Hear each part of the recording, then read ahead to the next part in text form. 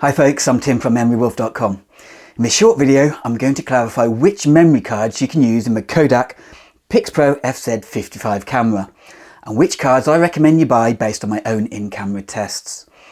You'll find links to all of the cards that I have tested and recommend in the pinned comment below this video, and you will also see them on the screen now.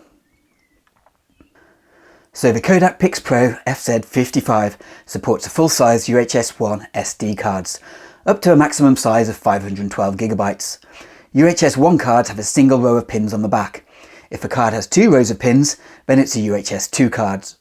UHS-II cards will normally work in the FZ55, but there is no performance benefit in camera.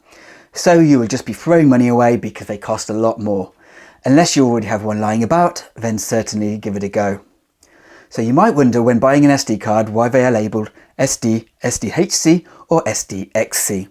Basically, cards up to 2 gigabytes are labelled SD, 2 to 32 gigabytes are labelled SDHC, and 64 gigabytes and larger are labelled SDXC.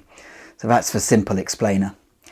If you want to shoot in 1080p full HD video at 30 frames per second, which is the best quality video mode of the FZ55, then you want a card that has a minimum speed classification of class 10 or V10. You can find these labels on the front of the cards. However, the majority of UHS-I cards are now V30 certified, which is a higher, faster specification, but they are typically the price the same as slower V10 cards anyway, and there are a lot more V30 cards available. Regarding capacity, a 64 gig card will let you record 2 hours of 1080p full HD video, or take around 16,000 best quality JPEG images. The display on the FZ55 does only go to 9999 images remaining, but it doesn't stop you from shooting more. If you only ever plan to take photos, then you'll probably be fine with a 32 gigabyte card. Now, if you happen to get a card error when you insert a new card, then normally formatting the card in the camera will fix this.